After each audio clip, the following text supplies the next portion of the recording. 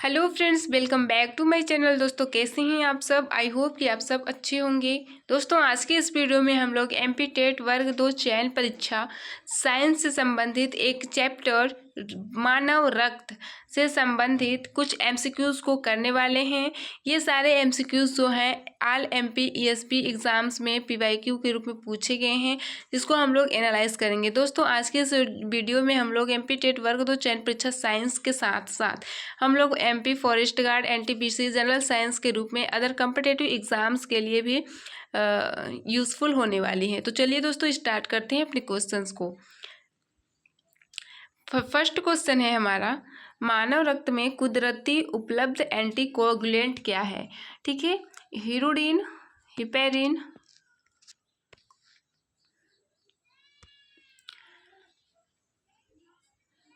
Fibrinogen, सिरेटोनिन। दोस्तों, यहाँ पर कुदरती उपलब्ध एंटीकोगुलेंट यानी कि प्रतिस्कंदी पदार्थ क्या है? प्रतिस्कंदी का मतलब कि हमारे रक्त में ऐसा कौन सा फैक्टर पाया जाता है जो ब्लड को शरीर के अंदर जमने से रोकता है, यानी कि क्लॉट होने से रोकता है। तो उसको यहाँ पर हिपेरिन नाम से कहा जाता है। दोस्तों, हिपेरिन एक ऐसा पदार्थ है जो ब्लड में प्रतिस्कंदी के रूप में काम करता है, यानी कि ब्लड को जमने से रोकता है। चलिए दोस्तों, बात कर लेते हैं अगले क्वेश्चन की। हीमोग्लोबिन क्या है? ठीक है, फर्स्ट ऑप्शन है पौधे के पत्ते में पदार्थ का रंग, पदार्थ रक्त के पदार्थ का रंग, दूध में उपलब्ध यौगिक, यौगिक जो मस्तिष्क को संकेत संचार करता है। तो दोस्तों, यहाँ पर जो हीमोग्लोबिन है वो हमारा बी ऑप्शन रक्त के पदार्थ का रंग हो जाएगा। दोस्तों, यहाँ पर हमारा बी ऑप्शन होगा जो कि रक्त में पाया जाता है। चलिए बात कर लेते हैं अगले क्वेश्चंस की। किस शारीरिक प्रक्रम में थॉम्ब्रिन का संबंध है?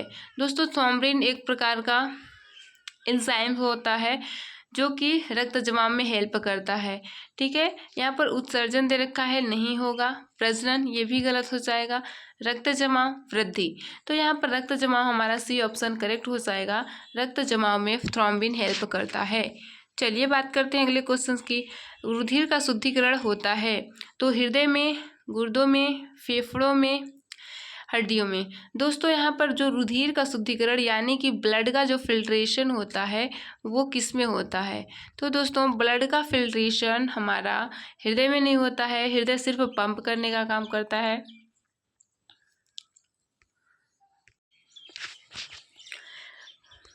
गुर्दों में यूरिन का फिल्ट्रेशन होता है। यहाँ पर करेक्ट आंसर हो जाएगा हमारा फेफड़ों में। ठीक है, फेफड़ों में जो हमारे ब्लड में CO2 होता है ना, जो कि अशुद्ध ब्लड होता है, उसका शुद्धिकरण किया जाता है और ब्लड में O2 को जोड़ दिया जाता है, ब्लड में O2 प्रवाहित कर दिया जाता है। तो यहाँ पर हमारा C option is the correct हो जाएगा। चलिए बात करते हैं अगले क्वेश्चन की। मानव शरीर में सबसे बड़ा श्वेत रक्त कोशिका कौन सा है?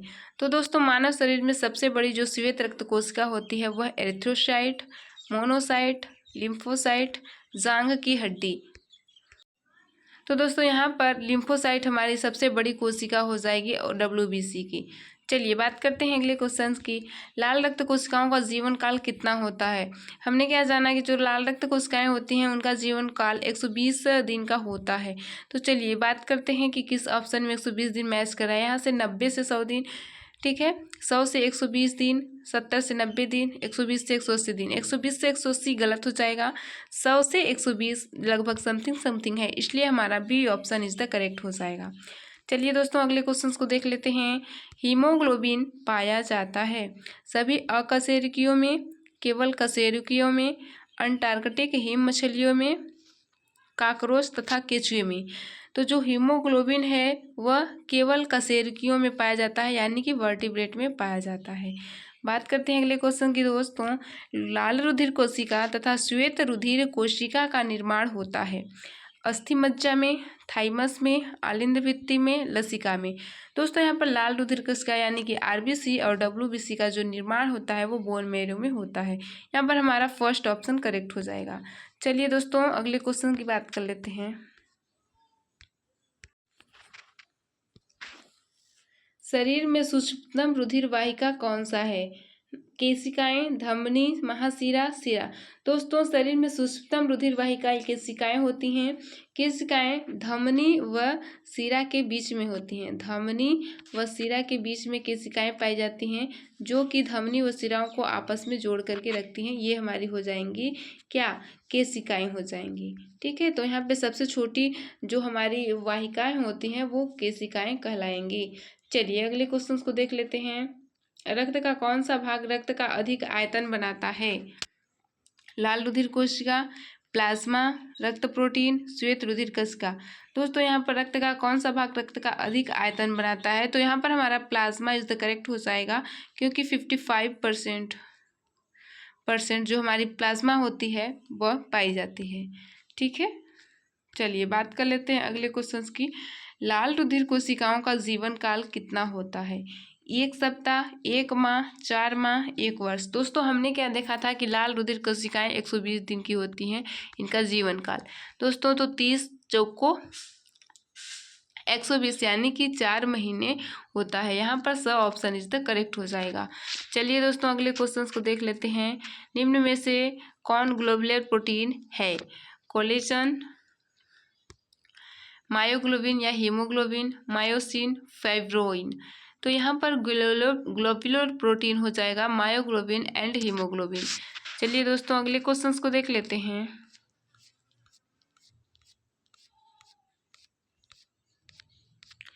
अगला क्वेश्चन है, ऊंचाई पर रहने पर लाल रुधिर कोशिकाओं की संख्या बढ़ जाती है, क्योंकि पर्वतों पर ऑक्सीजन कम मात्रा में होती है, ऑक्सीजन को गर्म रखने हेतु अधिक तापमान की आवश्यकता होती है, पर्वतीय वायु में जीवाणु अनुपस्थित होते हैं, पर्वतों पर ऑक्सीजन अधिक मात्रा में होती है। दोस्तों यहाँ पर पर्वतों पर ऑक्सीजन कम मात्रा में होती है, जिससे कम मात्रा में ऑक्सीजन होने से हमारे बॉडी में ऑक्सीजन की कमी होती है, और उस ऑक्सीजन की डिमांड को पूरी करने के लिए हमारी आरबीसी जो होती हैं वो अपनी संख्या को इंक्रीज कर लेती हैं, जिससे कि वो पर्याप्त ऑक्सीजन की डिमांड को शरीर में पूरा कर सकें। तो यहाँ पर फर्स्ट ऑप्शन हमारा करेक्ट हो जाएगा। बात करते हैं अगले क्वेश्चन की। रक्त वाहिनियों में उपस्थित रक्त का थक्का कहलाता है थ्रोम्बोसिस, एग्लूटिस, थक्का, थ्रोम्बस। दोस्तों इसका करेक्ट आंसर जो वह हो जाएगा थ्रोम्बोसिस। रक्त वाहिनी में उपस्थित रक्त का थक्का, यानी कि जैसे कि ब्लड वेसल्स में हमारा ब्लड क्लॉट अगर हो जाएगा तो उसे क्या कहते हैं हम, थ्रोम्बोसिस कहा जाता है। First option is the correct हो जाएगा। चलिए बात करते हैं अगले क्वेश्चंस की। निम्न में से कौन सा विटामिन यकृत में प्रोथ्रोम्बिन तथा रुधिर में थक्का जमाने वाले कारक को बनाने के लिए आवश्यक है? थायामीन विटामिन बी का होता है नाम, एस्कॉर्बिक एसिड विटामिन सी होता है, पेरिडॉक्सिन ये कोई B6 का होता है, ऐसे कुछ। ठीक है, तो यहाँ पर फाइलोक्वानिन विटामिन के की बात हो रही है। हमारा विटामिन के रक्त के थक्का जमने में सहायता करता है, यहाँ पर B6 हो जाएगा, सॉरी यहाँ पर बी ऑप्शन सही हो जाएगा। फाइलोक्वानिन विटामिन के इम्पोर्टेंट होता है। चलिए बात करते हैं अगले क्वेश्चंस की। रक्त दाब को मापने के लिए उपकरण का उपयोग कौन सा किया जाता है? तो दोस्तों यहाँ पर स्फिग्मोमैनोमीटर, स्पाइरोमीटर, थर्मामीटर, एनीमोमीटर। दोस्तों रक्त दाब को मापने के लिए स्फिग्मोमैनोमीटर का यूज़ किया जाता है, जहाँ पर ऑप्शन हमारा करेक्ट हो जाएगा। 17वां है, इसके संचयन के कारण संधिवात गठिया होता है। यूरिया, यूरिक अम्ल, अमोनिया, गुआनिन। दोस्तों यहाँ पर यूरिक अम्ल के संग्रहण हो जाने से संधिवात या फिर गठिया होता है, जिसे वात भी कहा जाता है। तो यहाँ पर यूरिक एसिड सही हो जाएगा। अगले क्वेश्चन को देख लेते हैं। मानव रक्त का रुधिर वर्णिका हीमोग्लोबिन एक स्थिर जटिल यौगिक बनाता है। निम्नलिखित में से कौन सी गैस के साथ यह मानव मृत्यु का कारण बनती है? ठीक है, यहाँ पर जो हमारा हीमोग्लोबिन होता है उसको पूछा है कि जो हमारी हीमोग्लोबिन होती है वो किस गैस के साथ जुड़ जाने से मानव मौत का कारण बनती है। ठीक है, तो यहाँ पर हमारा nitrogen, carbon dioxide, carbon monoxide, oxygen. दोस्तों यहाँ पर सही ऑप्शन करेक्ट हो जाएगा। जो कार्बन मोनोऑक्साइड होती है वह हीमोग्लोबिन से जुड़ करके कार्बोक्सी हीमोग्लोबिन बनाती है, जो कि जिसका ऑक्सीडेशन नहीं हो पाता है, जिसका अपचयन नहीं हो पाता है, वह जल्दी से वह एक बहुत ही घातक स्थिति है, जिससे कि हीमोग्लोबिन ऑक्सीजन से नहीं जुड़ पाता है और एक घातक स्थिति बन जाती है, जिससे दम घोटू गैस भी कार्बन मोनोऑक्साइड को कहा जाता है। तो यहाँ पर मौत का कारण हीमोग्लोबिन से जुड़ने का कारण है कार्बन मोनोऑक्साइड। ठीक है, नेक्स्ट क्वेश्चन को बात करते हैं। ऑक्सीजन का परिवहन शरीर की सभी कोशिकाओं में इनके द्वारा किया जाता है। आरबीसी, डब्ल्यूबीसी, लघु पट्टिका, प्लाज्मा। तो दोस्तों जो आरबीसी में उपस्थित हीमोग्लोबिन होता है, उससे हमारा रक्त का सभी कोशिकाओं में ऑक्सीजन का परिवहन किया जाता है। तो यहाँ पर हमारा फर्स्ट ऑप्शन करेक्ट होगा, आरबीसी यहाँ पर करेक्ट होगा। चलिए अगले क्वेश्चन को देख लेते हैं। निम्न में से कौन सा एक रक्त का कार्य नहीं है? ठीक है, रक्त ऊतकों में पोषक तत्वों का वितरण करता है, ऊतकों में ऑक्सीजन की आपूर्ति तथा ऊतकों से O2 का वहन करता है, उत्तेजन के लिए शरीर के विभिन्न भागों से अपशिष्ट उत्पादों का वहन करता है, कट जाने या घायल होने पर रक्त का थक्का बनने से रोकता है। तो यहाँ पर पूछा है कि रक्त का कार्य कौन सा नहीं है, तो फर्स्ट ऑप्शन है रक्त ऊतकों में पोषक तत्वों का वितरण करता है। ये बात तो बिल्कुल सही है, क्योंकि ऊतकों में जो पोषक तत्व होता है उनका परिवहन करता है, उनको पहुंचाता है। ऊतकों में ऑक्सीजन की आपूर्ति तथा ऊतकों से CO2 का वहन करता है। जी हाँ, ये बात भी सही है, ऊतकों में ऑक्सीजन की आपूर्ति करता है और ऊतकों से जो CO2 हमारा डीऑक्सीजनेटेड ब्लड है ना, वहाँ पर CO2 को लेके जाता है फेफड़ों तक। ठीक है, ये बात भी बिल्कुल करेक्ट है। उत्तेजन के लिए शरीर के विभिन्न भागों से अपशिष्ट उत्पादों का वहन करता है। हाँ, शरीर से विभिन्न अपशिष्ट उत्पादों को वहन मतलब एक स्थान से दूसरे स्थान तक ले जाता है। कट जाने या घायल होने पर रक्त का थक्का बनने से रोकना, यहाँ पर बनने देता है ये तो सही है, लेकिन रोकता है ये गलत है। इसलिए यहाँ पर हमारा first option is the correct हो जाएगा, क्योंकि क्या पूछा है? नहीं पूछा है। तो हमारा क्या होगा? द ऑप्शन करेक्ट हो जाएगा, जो कि नहीं होता है ऐसा। चलिए बात करते हैं अगले क्वेश्चन की। क्षुद्रांत द्वारा अवशोषित और रक्त द्वारा कोशिकाओं में स्थानांतरित ग्लूकोज का क्या होता है? ठीक है, शरीर निर्माण में सहायता करेगा, रोध क्षमता प्रदान करेगा, CO2 में टूट जाएगा और ऊर्जा उत्सर्जित करेगा, बाहर उत्सर्जित होगा। तो दोस्तों जो हमारा क्षुद्रांत द्वारा अवशोषित यानी कि छोटी आंत द्वारा अवशोषित ग्लूकोज होता है C6H12O6 जो होता है ना, वह हमारा CO2 में टूटता है और एनर्जी प्राप्त होते हैं माइटोकॉन्ड्रिया के अंदर। इसे कहेंगे श्वसन, रेस्पिरेशन, ऑक्सीडेशन। ठीक है, इस प्रक्रिया के द्वारा हमारा ऑप्शन कंप्लीट होता है, यही हमारा ऑप्शन करेक्ट हो जाएगा। गर्भाशय महिला प्रजनन प्रणाली का एक हिस्सा है, इसका क्या कार्य है? अंडे बनाना। दोस्तों अंडे तो ओवरी में बनते हैं, गलत होगा।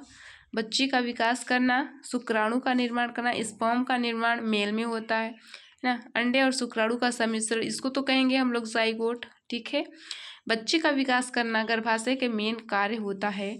गर्भाशय में बच्चे का पालन पोषण होता है, विकास होता है ना। चलिए बात करते हैं, उस रक्त वाहिका का नाम बताइए जिसके द्वारा मानव में रक्त परिचालित होता है।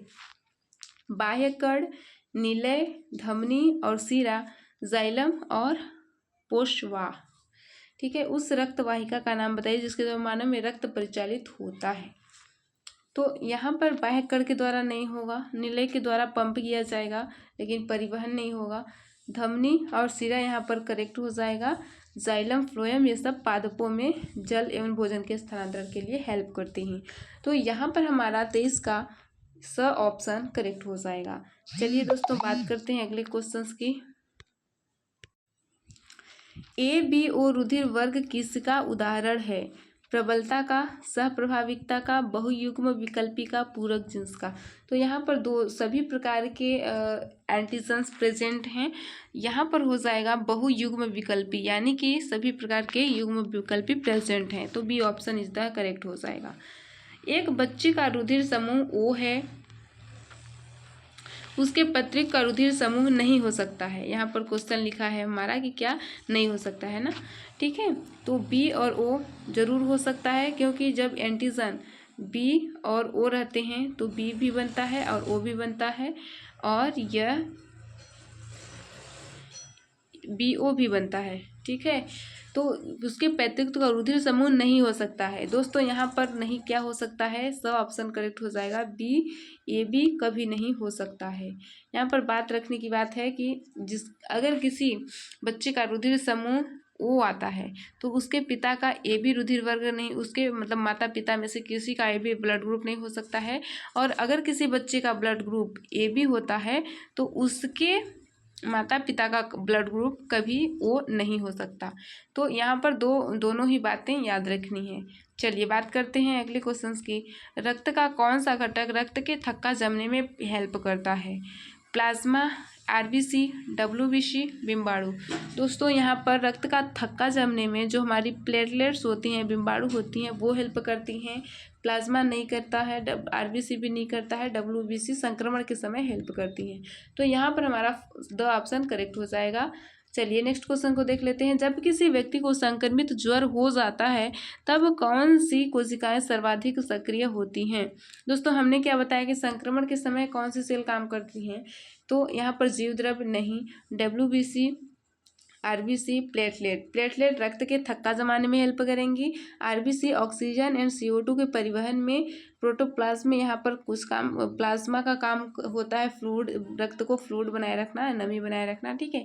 और WBC का काम होता है संक्रमण के समय हेल्प करना, कोशिकाएं हेल्प करती हैं, संक्रमण के समय लड़ती हैं, ठीक है। तो यहाँ पर हमारा B option is the correct हो जाएगा। आई होप दोस्तों कि यह वीडियो आपको बहुत ही ज़्यादा हेल्पफुल रही होगी। अगर वीडियो पसंद आए तो लाइक, सब्सक्राइब और शेयर ज़रूर करिएगा। मिलते हैं अगली वीडियो में, जब तक के लिए धन्यवाद।